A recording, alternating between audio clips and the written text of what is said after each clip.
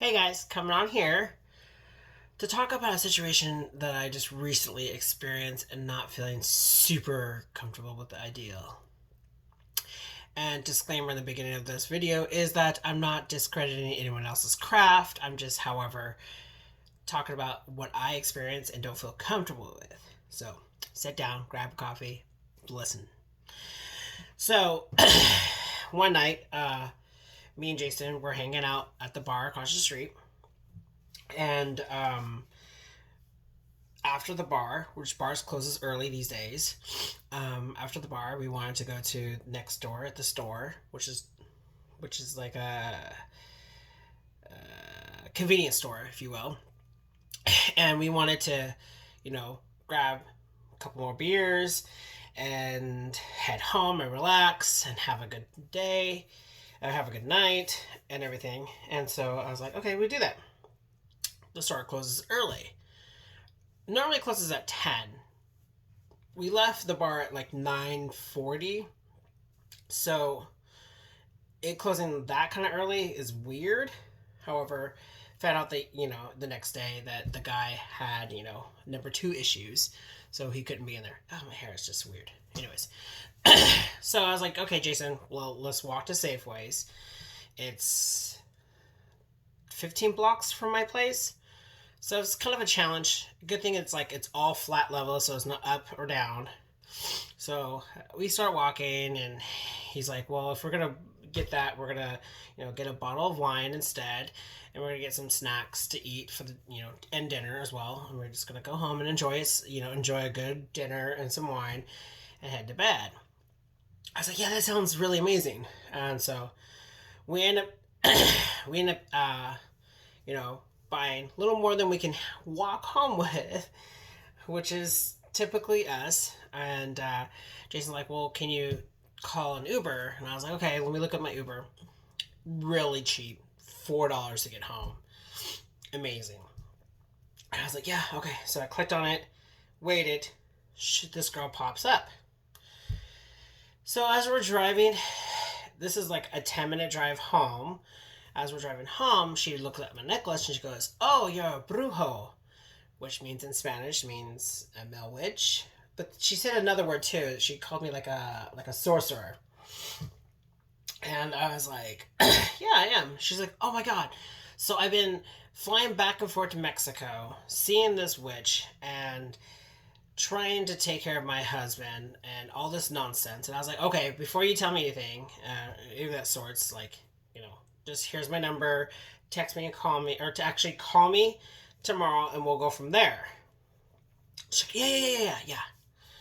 So in the car, she made it sound like she's still with her husband, right? Like I said. She calls me the next day, and it turned out to be a very uncomfortable 30-minute conversation, and it smelt like the sweet devil was giving me a deal, but the price was higher than what the deal is. So here I pick up the phone. Hey. And she's like, "Hey, is this Anthony from Uber? I took you in an Uber ride last night, and I want to talk to you more about this situation." I said, "Okay, well, let's talk." So she goes, "How much do you charge for tarot readings?" I'm like, "Well, I really don't really charge people for tarot card readings. I kind of just, do in trade." I notice that a lot of people prefer. I notice a lot of people do things in trade, and I kind of like the trading business versus the cash business because I'm like, okay, I have all this cash now. I need to go to my bank and deposit it. So she's like, "Okay, I'll trade you. I'm a flight attendant by day, and I'll give you a couple, free buddy passes to where you want to go. Like, do you want to go to Vegas?" She goes, "I could take you to Vegas, Seattle. I could take you to LA. I could take you to all these sorts." And I was like, "Okay, yeah, sure. I'm fine. Like, yeah, that sounds good. Let me talk it over with my boyfriend about the traveling part because, I want to include him. If not, him knowing the plans if I have to travel alone. If I'm going to travel alone, I'm going to go see my friends in Vegas. One of my good friends that I talked to lives in Vegas, so I was like, oh, maybe I should go over there and visit him and have a good time, see what Vegas is all about. Which pretty much I'm not going to like it. I know I am not. Not a big fan of gambling. Not a big fan of shows like that. I don't know. Just not my environment. Um, so I didn't tell her that, but so was thinking, blah, blah, blah. And so she goes, okay, here's the details. I've been married with this man for 6 years. We've been dating for 3 years, and all of a sudden he decides to up and cheat on me with a psycho. And I was like, okay.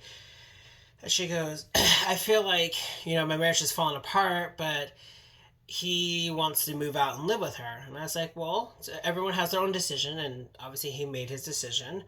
And she goes, no, I've been going to Mexico, and I've been talking to this bruja, and she's been trying to like cast evil spells against her and my husband.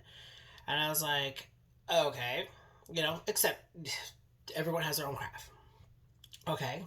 And she says, but I'm tired of going to Mexico because every time I go there, I'm giving her, X amount of dollars, and I don't feel like nothing's working, and I feel like I'm just flying there, giving her money, and then coming back to America. She goes, it's not working. Can you do something? I said to myself, I don't feel comfortable harming another person and not getting the law of three against my ass. Not only that, I don't feel comfortable doing this. Also, I don't feel like this is a good relationship between us two if we're going to start off like this. I said you should really think about yourself first. You should get yourself together.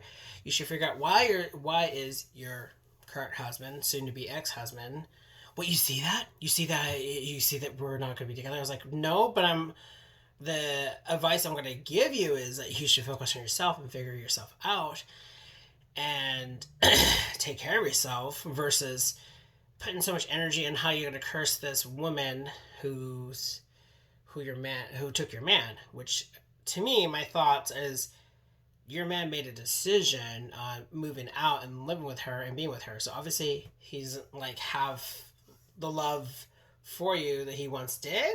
I don't know. I was like, for me hearing this right now, all I can tell you is that I cannot be a service with you. I cannot be anything with you. She got mad, upset, hung up. Fine. Text me a bunch of pictures between her husband and the said girl, and she's like, do you feel any dark energies on that? Do you feel anything? And I basically told her, I was like, hey, I don't want to like be a bitch and block your number. I'm just gonna forward it. Is like, drop my number, drop everything that you have of me. I don't feel comfortable with this. I think this is beyond my abilities, if you will, beyond my comfort.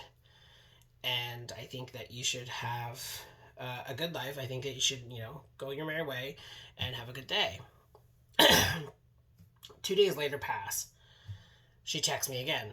Hey, I'm willing to give you $2,000 and photos of my ex-husband, or photo of my husband, if you can curse the girl that he's seeing and break his heart so I could be there to take him back. And I blocked her number.